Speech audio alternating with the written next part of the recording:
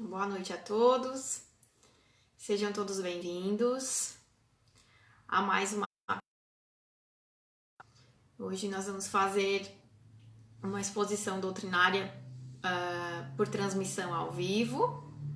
Nos conectemos com a oração que Jesus nos ensinou. Pai nosso que estais em toda parte, o nome. Venha a nós o seu reino. Seja feita, Pai, a sua vontade, assim na terra como nos planos habitados. Cada dia dai-nos hoje. Perdoa, Pai, as nossas dívidas, assim como nós perdoamos aos nossos devedores. E não nos deixe, Pai, que caiamos em tentações, pois teu é o reino, hoje e sempre. Que assim seja. Então, sejam todos bem-vindos. Hoje, uma da exposição doutrinária que eu preparei, e ele é uma obra que, na verdade, ele não é espírita, ele é uma obra espiritualista. Ele foi escrito, né, por Dom Miguel Ruiz, e ele traz os conhecimentos da sabedoria e da filosofia tolteca. Então, a sabedoria tolteca, ela é datada do século X ao século XII, numa região do México, ao sul do México, onde esses povos, eles foram, essa região, ela foi conhecida por abrigar povos que tinham uma inteligência e uma aptidão voltados para a espiritualidade. E eles tinham essa visão de manter a espiritualidade como um elo entre as pessoas e de trazer esses conhecimentos para ajudar na evolução desses povos. Esse conhecimento ele ficou retido por algum tempo e depois se teve acesso a esses conhecimentos e Dom Miguel Ruiz, que é um ator mexicano, escreveu essa obra em 2001. E nessa obra, os conceitos que são trazidos, eles na verdade são, não sendo espíritas, mas são muito cristãos, no sentido de que eles falam diretamente da nossa responsabilidade como pessoas, né, como indivíduos, como espíritos, de fazer escolhas e de ter condutas que vão nos tornar melhores. E isso são essas escolhas que vão nos fazer devagar, né, paulatinamente, alcançar a evolução. Então, na verdade, se nós formos pensar, né, toda essa nossa travessia, estando encarnados na Terra, nós, de acordo com o nosso processo de amadurecimento, nós vamos buscando referências externas para que nós consigamos mudar muitas vezes os nossos conflitos internos. A gente vê que nós, como indivíduos, vamos ser formados muitas vezes, né, pelo molde daquelas pessoas que a gente conviveu. Então, inicialmente dos nossos familiares mais próximos, pai, mãe, depois do nosso círculo de amizades, depois a escola vai fazer com que nós nos moldemos. E à medida que a gente vai seguindo, a gente vai vendo que a gente necessita muitas vezes transcender ou quebrar, né, alguns desses conceitos que muitas vezes a gente acaba repetindo, né? E naturalmente, à medida que a gente amadurece, a gente vai ver que nem sempre são nossos, nem sempre eles vão representar a nossa essência interna. E muitas vezes é esse reproduzir padrões e comportamentos que nos afastam do que a gente é genuinamente, que na maioria das vezes trazem os nossos maiores males, né? Depressões, sentimentos de não pertencimento, sentimentos de descontentamento com a nossa vida, com o nosso núcleo familiar, né? Ou nos colocamos muitas vezes na posição de vítimas, né? Que tudo acontece para mim. tudo acontece errado para mim, né? Então, esse descontentamento, muitas vezes, com os moldes que nos foram embutidos ao longo da vida e que a gente reproduziu sem pensar, sem refletir, vão trazer muitas vezes esses sentimentos de infelicidade, né?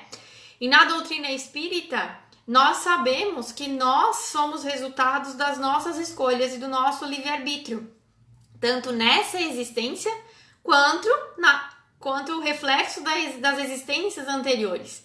Então, muitas vezes a gente vai vir com enfrentamentos nessa existência por erros ou por desacordos que nós tivemos em outra existência. E agora a gente veio com a resolução de fazer melhor. Então, para que a gente consiga muitas vezes fazer melhor, a gente tem que desconstruir, né, essa bolha que muitas vezes a gente se vê perdido, porque os ideais, os valores às vezes não são genuinamente nossos. Então a gente em algum momento vai fazer uma caminhada buscando a nossa verdadeira essência. E aí Dom Miguel Ruiz, ele nos diz, né, e nos traz nessa sabedoria tolteca que nós vamos ter 4 contratos ou 4 acordos que nos fazem fazer com que essas nossas escolhas e fazer com que esse encontrar conosco mesmo se tornem mais fáceis e que a gente consiga construir o nosso padrão, a nossa essência genuína e nos expressar no mundo com a nossa característica genuína, né? Ou seja, a gente veio para esse plano para trazer amor e para amar as pessoas. Muitas vezes a gente vai criando couraças ao longo dessa vida, nos afastando desse amor. E nos afastamos de dar e de receber esse amor. Então, nesse livro, ele vai trazer esses 4 padrões, essas 4 atitudes que vão servir de ferramentas para que a gente consiga se encontrar e construir aquilo que a gente realmente quer como indivíduos. Então, na verdade, ele fala, né, são ferramentas também para o autodescobrimento, para a reforma íntima e que para nós, que a gente consiga se achar e consiga ser um pouco mais feliz nessa existência ou aceitar, né, que nós somos os autores da nossa história e que nós temos a capacidade de criar a realidade que a gente quer, né? Hoje em dia, em todas as técnicas que fala, né, de conexões e de automelhoramento, a gente vai falar no merecimento e na manifestação. Essas 2 ferramentas, elas vão fazer com que a gente consiga alcançar tudo que a gente deseja. Mas a gente tem que assumir essas 2 ferramentas na mão. Então, eu sou merecedor de conquistar aquilo que eu quero, né? E eu posso fazer por mim, né? Eu posso alcançar aquilo que eu quero a partir do momento que eu mudar o meu comportamento.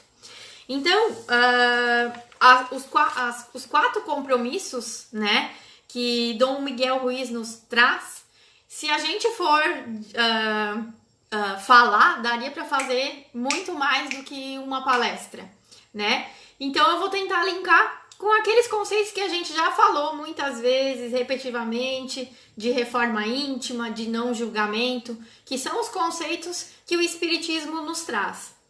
Então, o primeiro conceito, o primeiro acordo, né, que Dom Miguel Ruiz nos traz, ele fala que nós devemos falar, né, nós devemos ser impecáveis com a nossa palavra.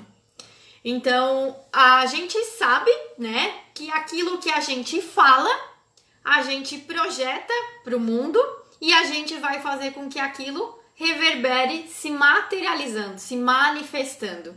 Então, se eu sou uma pessoa que eu sou capaz de falar o bem, de usar palavras boas, de ser paciente, de ser afetiva na minha maneira com que eu me comunico com o outro e comigo mesma, né? se eu consigo expressar amor para mim, se eu consigo expressar amor para os outros, se eu consigo usar os elogios para os outros ao invés do julgamento, eu vou manifestar essa realidade para minha vida, né?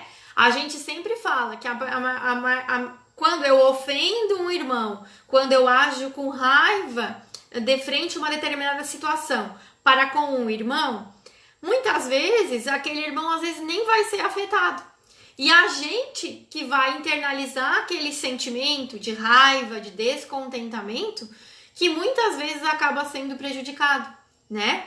Então, ser impecável com as palavras é ter o controle da energia que eu estou emitindo para esse todo, né? Então, Jesus já nos dizia que a boca fala daquilo que o coração está cheio.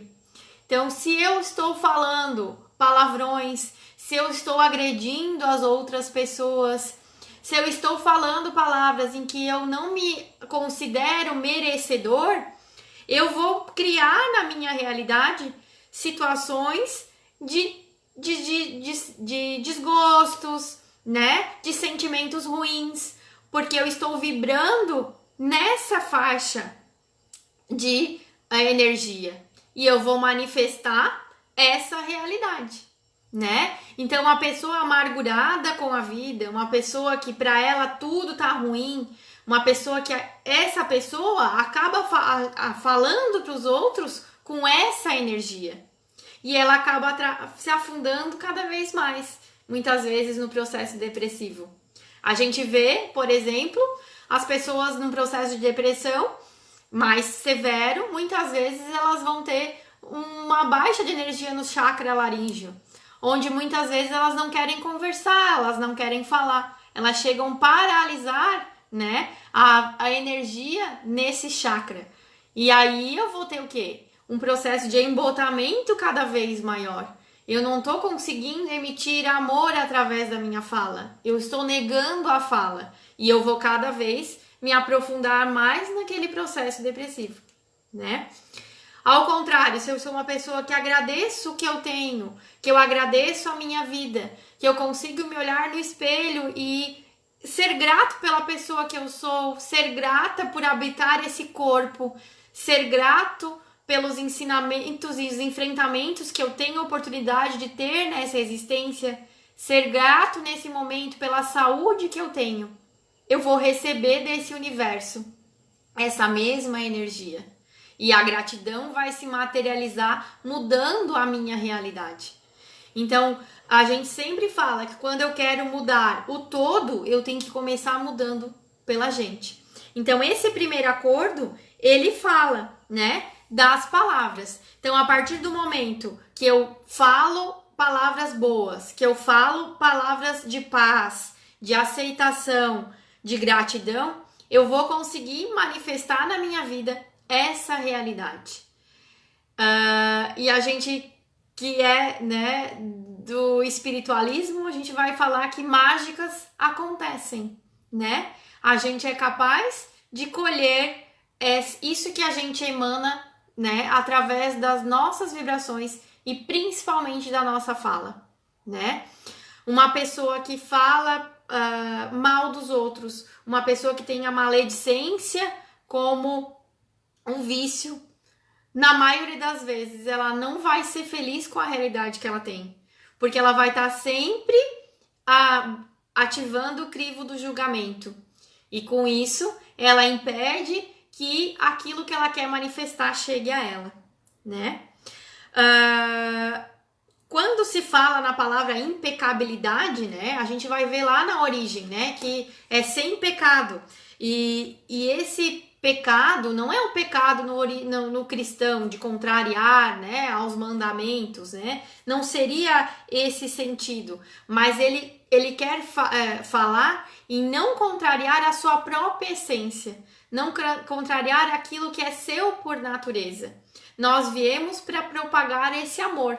Então, se nós agimos com desprezo a essa vida que nós temos, através da nossa fala, né, nós criaremos uma realidade não tão boa. né? Então, muitas vezes a gente fala, pode sair, essa minha vida tá muito ruim, eu preferia morrer, né? Nos processos depressivos, a gente vê as pessoas falando isso, né? E aí elas acabam criando uma realidade cada vez mais difícil de sair. A partir do momento que tu muda a maneira como tu te encara e como tu fala, tu vai manifestar uma realidade totalmente diferente. E aí, a gente vai para o segundo acordo, tá? No segundo acordo, Dom Miguel Ruiz nos traz uma ferramenta muito importante. Não leve nada para o lado pessoal. Nada do que os outros fazem é por sua causa. O que dizem e fazem é uma projeção da sua própria realidade, de seu próprio sonho. Quando você se torna imune às opiniões e às ações alheias, não será vítima de um sofrimento necessário. Então, na verdade, esse segundo compromisso, ele é um bracinho do primeiro. Ou seja, a partir do momento em que eu me considero uma pessoa que está alinhada, né, comigo, com palavras boas, né, com atitudes boas, quanto mais alinhado eu estiver comigo mesmo, menos eu vou me importar com a opinião dos outros e menos eu vou criar esses turbilhões que às vezes nos fazem, né, abaixar a vibração, de pensar que o outro está sempre me julgando ou pensar que o outro tá sempre querendo o meu mal, né? Esses são pensamentos viciosos e eles estão enraigados na nossa pequenez de achar que nós somos o centro de tudo, né? Onde na realidade as pessoas à nossa volta não estão preocupadas comigo, elas não vão fazer as coisas para me atingir, elas estão fazendo simplesmente as escolhas delas, né? Se eu acho ou se eu me coloco numa posição de vítima, eu tô sendo afetada. Muitas vezes aquela pessoa nem sabe, né, que eu me ofendi. Então, por exemplo, em situações corriqueiras, eu tô na rua, eu passo despercebida e eu vi que alguém me viu e a pessoa não me cumprimentou. Aí, ato contínuo vem pra gente. Poxa, aquela pessoa lá, que grossa lá, ela me viu e ela nem me falou comigo. Mas será realmente essa pessoa viu? Né? Será que ela tava... Que realmente ela tava prestando atenção pra poder ter me notado ali? Ou sou eu na minha pequenez que me acho tão importante que acho que ela tá fazendo algo pra me contrariar ou pra me ofender, ou enfim, né? Então, na realidade, a partir do momento em que eu não levo pro lado pessoal, eu vou respeitar que aquela pessoa, num determinado enfrentamento, ela tem uma opinião e eu vou ter outra. Não necessariamente a gente precisa concordar para que nós nos damos bem, né? A gente tem que ter uma atitude de respeito. Ela pode pensar diferente de mim, mas não necessariamente ela tá fazendo isso para me atingir. Ela é uma pessoa, um indivíduo que tem as suas características, que vai ter a sua vivência de acordo com a sua história e ela vai ter as suas conclusões, né, em relação ao mundo. Então, é muito pequeno, né? É nos dar muita importância achar que as pessoas fazem algo ou vão falar algo especificamente para nos atingir. Essa atitude de preocupação em relação ao pensamento dos outros ou nos achar que estamos sempre sendo perseguidos, né? Muitas vezes a gente cisma com 2, 3 pessoas, né? Porque ela faz isso para me afrontar. Ela não me respondeu porque ela tá de mal comigo, ou enfim. Isso nos demonstra apenas a nossa pequenez, né? Então a gente tem que aprender, e a reforma íntima nos traz isso, de que nós temos que mudar as nossas tendências, as nossas más tendências, paulatinamente, no nosso dia a dia, amanhecendo e tentando fazer diferente a cada dia. E os outros vão fazer isso da maneira deles. Mas não é porque ele agiu de uma determinada maneira mais ríspida comigo que ele, na verdade, tá brabo ou ele, na verdade, não gosta de mim, né? Ele simplesmente está sendo ele como indivíduo. E se a gente aprendesse a conviver com essas diferenças de pensar, de agir, e a gente trouxesse o espiritismo para nossa realidade, sabendo que todas as pessoas estão, cada uma no seu grau de adiantamento, cada uma no seu momento, e cada pessoa vai agir de acordo com aquilo que ela tem de bagagem, a gente saberia que eles não estão fazendo para nos ofender. Eles estão fazendo a maneira como eles podem fazer e a maneira como eles sabem reagir às adversidades e às frivolidades do dia a dia. Então é nos dar muita importância, achar que tudo é por nossa causa, que tudo tem o objetivo de nos fazer pior, né? Um sentimento que vai fazer mimetizar essa questão de a gente levar tudo pro lado pessoal. Muitas vezes a gente diz, aquela pessoa lá, fulana de tal, tem inveja de mim, né? Mas por que a pessoa precisa te invejar? Ela não pode simplesmente, ela tá querendo competir comigo, por isso que ela fez tal determinada situação. Não, só está se melhorando, né? Não necessariamente ela tá fazendo aquilo para te atingir, né? E tudo isso, né, toda essa desconstrução de não levar para o lado pessoal é deixar de ouvir aquelas vozinhas que a gente tem na mente, né, de crenças de que todo mundo tá nos perseguindo, ou que o mundo tá nos perseguindo, que as pessoas não desejam o nosso bem, que as pessoas não querem que a gente evolua, que a gente seja próspero, né? Na verdade, isso só demonstra o nosso autossabotamento, né? Não são as pessoas que não querem. Sou eu em que algum momento não tenho a minha autossegurança, né? Eu deixo fraquejar pela insegurança e eu me afeto por essas pequenas vozezinhas que é do lado do outro. E aí eu acho que tudo é pra mim. Tudo é pra me atingir. Tudo é pra mim não chegar onde eu quero chegar. E, na verdade, isso só faz com que, muitas vezes, a gente se auto-sabote. Então, na verdade, a gente tem a opção de acreditar ou deixar de acreditar nessa vozinha que a gente escuta, né? No interior das nossas mentes. Assim como temos a opção de decidir no que acreditar e concordar com o que tem ao nosso redor. Então, nem tudo é voltado para o nosso umbigo. Nem tudo é para nos atingir. Na verdade, essa maneira de enxergar a vida é aquilo que está enraizado muitas vezes na nossa essência de tentar, de buscar uma maneira de sofrer. Então, se eu acho que o outro faz para me atingir, eu busco o sofrimento, ao invés de buscar a felicidade, né? E aí, pra gente seguir e não se alongar, né? Eu vou para o terceiro compromisso. Dentre esses, eu acho que é o mais difícil, para mim, especialmente, de praticar. E ele nos diz o seguinte: não tire as suas próprias conclusões. É melhor sempre perguntar do que se predispor ao sofrimento.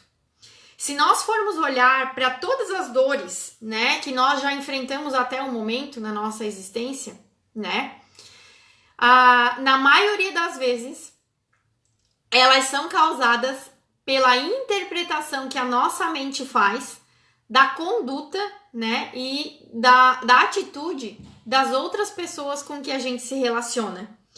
Então, a ferramenta para que a gente consiga desconstruir, né, é se não tirar conclusões precipitadas, não julgar com os meus olhos a atitude dos outros, é perguntar, né? E ela normalmente ela se manifesta, né, como mais difícil. Por quê? Porque é muito mais fácil, por exemplo, vamos supor, num relacionamento afetivo. Eu tô namorando, eu tô conhecendo uma determinada pessoa e eu idealizo aquela pessoa, né? Isso é natural. Eu só enxergo o lado bom, eu enxergo aquilo que eu quero ver daquela pessoa quando eu tô conhecendo ela, certo? E aí, né, passou a paixão, vem as primeiras. As pessoas mostrarem-se como elas são. E aí vem os primeiros conflitos. E aí vamos supor que eu falei alguma coisa, né? E eu não atribuí como isso de muita relevância. E o meu parceiro, o meu affair lá, ficou mudo. Hoje ele não mandou mais mensagem hoje, não mandou mais mensagem amanhã. E aí eu começo a criar na toda a minha tela mental o que aconteceu, né? Ah, foi isso, foi aquilo que eu falei, ou ele tá bravo por aquilo, ou enfim, eu crio N conjecturas. E eu tenho uma resistência enorme em simplesmente pegar o celular e mandar uma mensagem. O que aconteceu? Eu te fiz alguma coisa? É mais fácil pra gente criar toda uma realidade, sofrer pelaquela realidade, e às vezes não foi nada disso. Às vezes simplesmente aquela pessoa não teve um dia legal e hoje ela não me deu bom dia, ela não me mandou mensagem, ela não teve tempo pra mim, né? Mas não, eu vou criar toda uma realidade. Então esse, claro, é apenas um exemplo, que normalmente é o mais corriqueiro, né? Envolvendo o relacionamento afetivo, que muitas vezes gera essa não compreendimento entre os dois, entre os pares, simplesmente por não haver diálogo, né? Então, a mulher chegou em casa e tava estressada e tava muda, e o marido ficou no sofá, e aí eles foram dormir, viraram um de bunda pro outro, e ninguém sabia por quê. Todo mundo foi dormir brigado, sem ter brigado. Onde, às vezes, a mulher chegou em casa estressada porque tinha acontecido alguma coisa, né, no trabalho, e ao outro lado, em vez de perguntar o que aconteceu, alguma coisa, né, não, achou que era pra si, que a pessoa foi grossa e foram dormir brigados sem ter brigado, né. Então, se a gente criar o hábito de simples questionar, né, ou dialogar, a gente vai evitar a maioria dos nossos sofrimentos e a maioria muitas vezes dos não entendimentos nas nossas relações, sejam elas profissionais, sejam elas familiares, sejam elas afetivas, né? Às vezes eu tô lá no meu ambiente de trabalho, o meu chefe chegou com a cara feia e eu fico lá pensando, meu Deus, o que será que eu fiz? Ele não me deu nem bom dia hoje, o que será que eu deixei de fazer, né? E não necessariamente tem a ver comigo, né? Ele pode estar lá com os problemas dele, com as tarefas dele para resolver. E eu tô criando toda uma tela mental vibrando medo, vibrando desconforto, vibrando ansiedade. Que tudo isso vai fazer com que a minha vibração caia. Tudo isso vai fazer com que eu não me sinta legal. E tudo isso seria evitado se eu fosse perguntar: poxa, aconteceu alguma coisa contigo? Você não me deu bom dia hoje? Né? Eu fiz alguma coisa? Né? Mas a gente tem essa dificuldade de perguntar ao outro: eu te fiz alguma coisa? Aconteceu algo? É difícil pra gente, né, dar esse passo. É mais fácil pra gente imaginar N situações, né? É mais habitual pra gente tirar todas as conclusões, construir N histórias que na maioria das vezes os desfechos não são favoráveis, do que simplesmente chegar pra pessoa: poxa, aconteceu alguma coisa? Te fiz algo? Ou eu não gostei do que tu me fez, né? Eu não tô confortável com isso.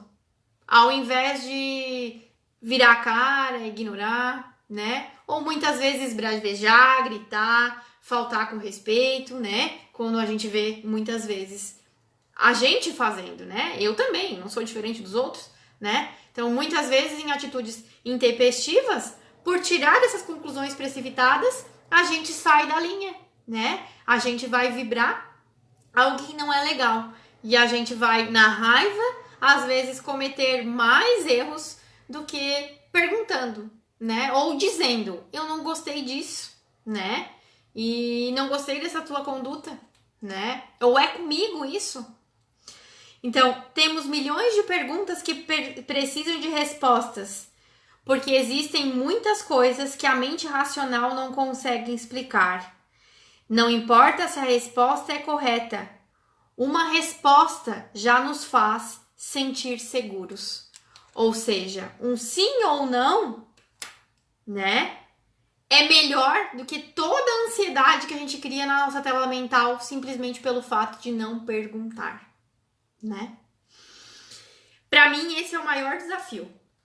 Talvez porque a gente tenha muito ego e a gente não queira muitas vezes em determinadas situações dar o braço a torcer ou nos mostrar, né, como as pessoas que não podem saber de tudo, né? E nós, por mais que a gente tenha a empatia e a capacidade de colocar no lugar do outro, a gente não sabe qual é a dor do outro, né? E nem sempre aquela atitude do outro para conosco está relacionada necessariamente com a gente, né? Na maioria das vezes é simplesmente um conflito interno da pessoa, né? E não nada para nos atingir. Só que se a gente não perguntar, a gente não vai saber. E aí a gente sofre pelas idealizações que a gente faz, por todas as conjecturas que a gente cria na nossa tela mental, né? Que gera mais ansiedade, que gera mais medo, que faz com que quem tem depressão sofra mais ainda, né? Baixe mais a vibração, seja mais difícil voltar. Então, presumimos que todos enxergam a vida da mesma forma que nós. Presumimos que os outros pensam da mesma forma que nós. Julgam como nós julgamos e sofrem como nós sofremos. Essa é a maior presunção que nós humanos podemos ter, né? Então, cada realidade é uma realidade. Então, o meu vizinho não vai pensar com a minha cabeça. Aquilo que talvez eu me indigne, ele muitas vezes vai levar na pacificidade, porque ele pensa diferente, a realidade dele é diferente. Ele vai responder de acordo com aquilo que ele foi educado, daquilo que formou ele como indivíduo, né? E na maneira quando a gente for perguntar, certificar-se que essa pergunta realmente é clara. Ou seja, às vezes a gente pergunta e aquele que nos respondeu não nos respondeu como a gente queria. E aí, ao invés de a gente tirar a nossa dúvida até que tire, né, todas as nossas conclusões, que a gente chegue que através do diálogo a gente chegue num acordo, às vezes eu levo aquela fala de resposta à minha pergunta, como eu perguntei, pro lado pessoal. E aí eu volto pro acordo 2, né? Ou seja, eu me sinto ofendido porque aquela pessoa pensou diferente e respondeu com a opinião dela que é contrária à minha. E aí eu me coloco no alto da minha pequenez, me achando que fui injustiçado, que fui humilhado, que a pessoa não precisava ter agido assim, né? Mas ela só tá sendo ela, né? E eu, da mesma maneira que eu tenho a capacidade de me expressar para o mundo, eu tenho que desenvolver a capacidade de aceitar o outro da maneira como ele é, né? Eu só posso mudar a mim mesmo. Eu não posso mudar a outra pessoa. Por mais que eu julgue que talvez a minha escolha seja melhor, né? Mas se eu tivesse aprendido pela realidade do outro, eu pensaria daquela forma. Então a gente tem que respeitar o outro, para que a gente tenha respeito para conosco mesmo, né? Porque se eu não sou capaz de respeitar o outro, eu sou capaz também de me auto-sabotar, né? De ferir a mim mesmo e de impedir que eu consiga evoluir, né?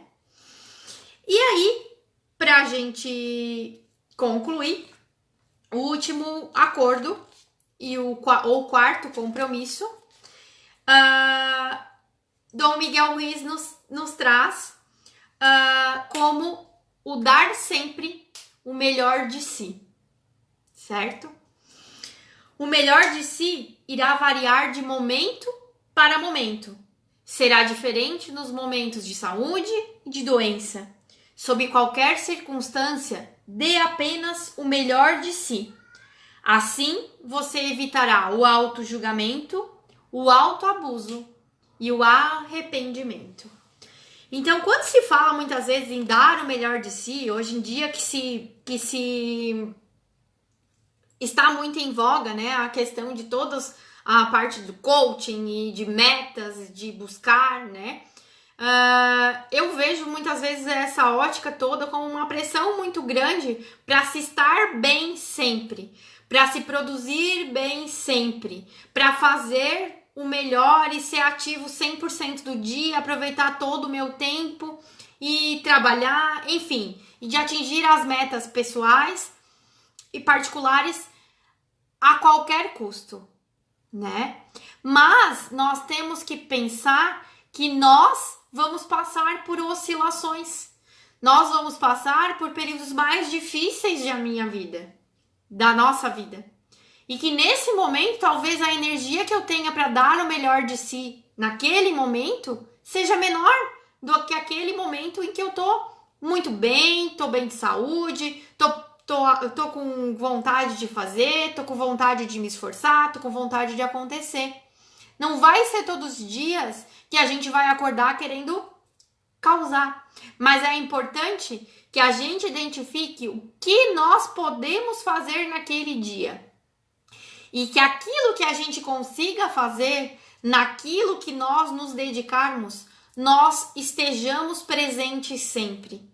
Estejamos presente de todo, por completo, naquilo que eu consigo fazer. Então, não preciso me cobrar para estar sempre bem, para estar sempre produzindo muito, para acordar às 5 horas da manhã, fazer meditação, ir para academia, ir trabalhar 8 horas, chegar em casa, a minha casa tá tudo perfeita. Não é isso.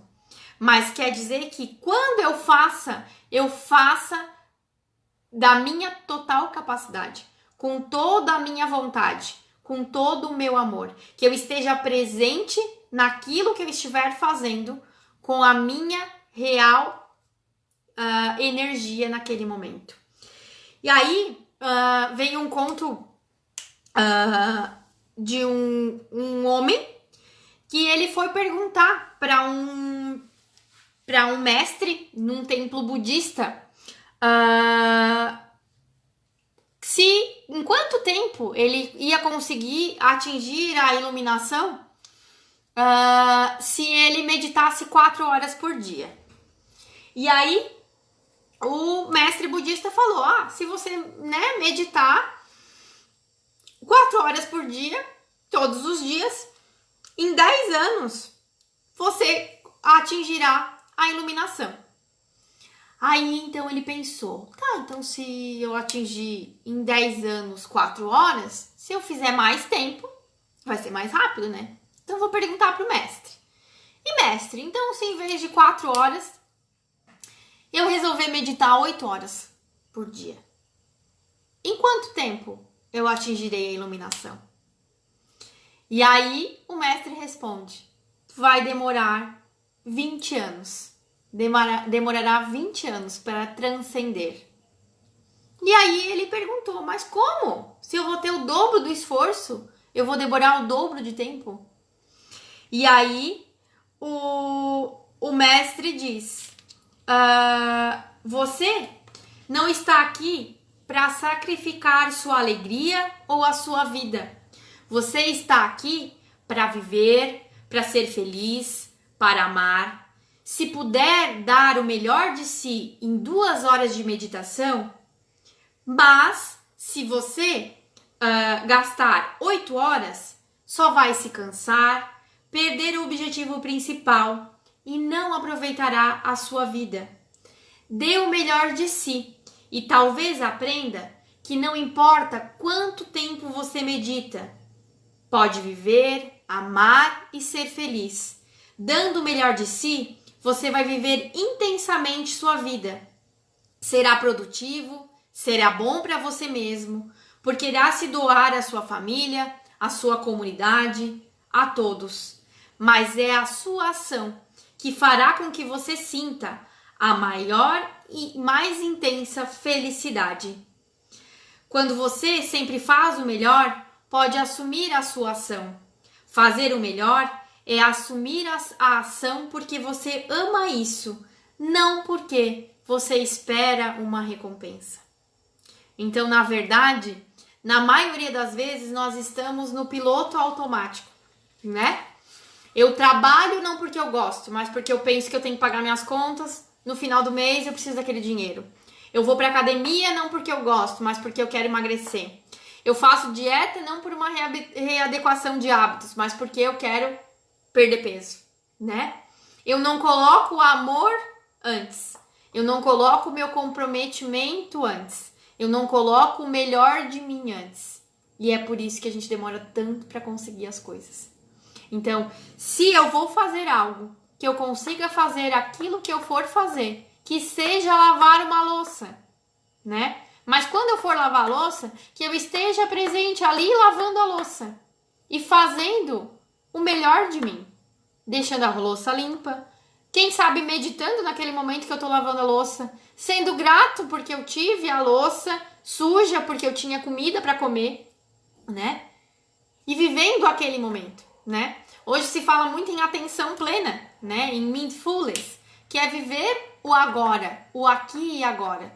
Então, se nós formos capazes de viver o nosso agora, dando o melhor de nós, tudo será visto por nós com a melhor lente.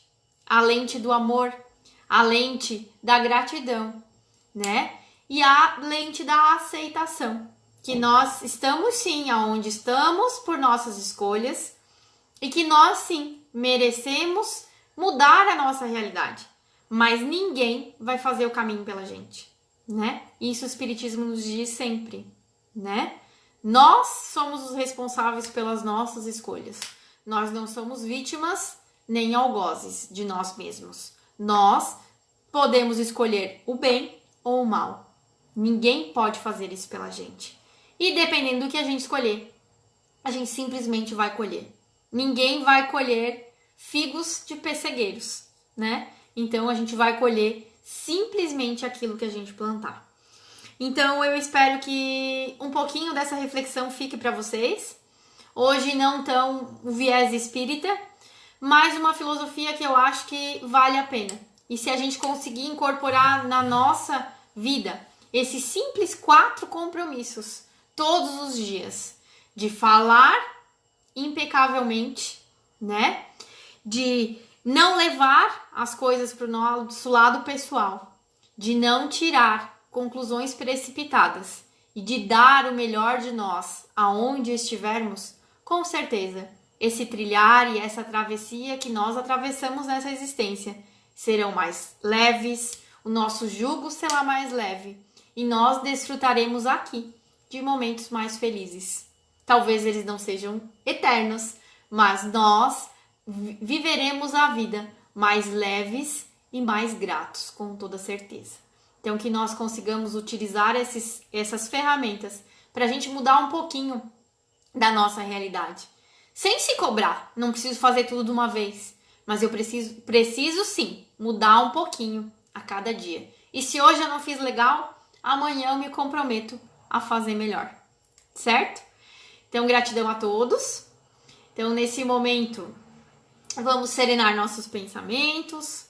Agradecemos a espiritualidade amiga, meu mentor e guia que esteve presente nesse momento, inspirando essas palavras. E vamos agora nos preparar para receber a energia da espiritualidade, né? A vibração da espiritualidade maior para nós, nos perfazendo dessa energia e fazendo com que a gente coloque lá no interior dos nossos pensamentos um pouquinho dessas reflexões e que amanhã a gente consiga fazer um pouquinho diferente. Então, gratidão, Deus, gratidão, Pai Maior, pela oportunidade de estarmos aqui, aprendendo, vivendo, fazendo escolhas e nos transformando a cada dia. como forma de agradecimento por tudo que recebemos nessa noite. Nos conectamos a Deus e a Jesus com a oração que Jesus nos ensinou. Pai nosso que estais em toda parte, santificado seja o vosso santo nome.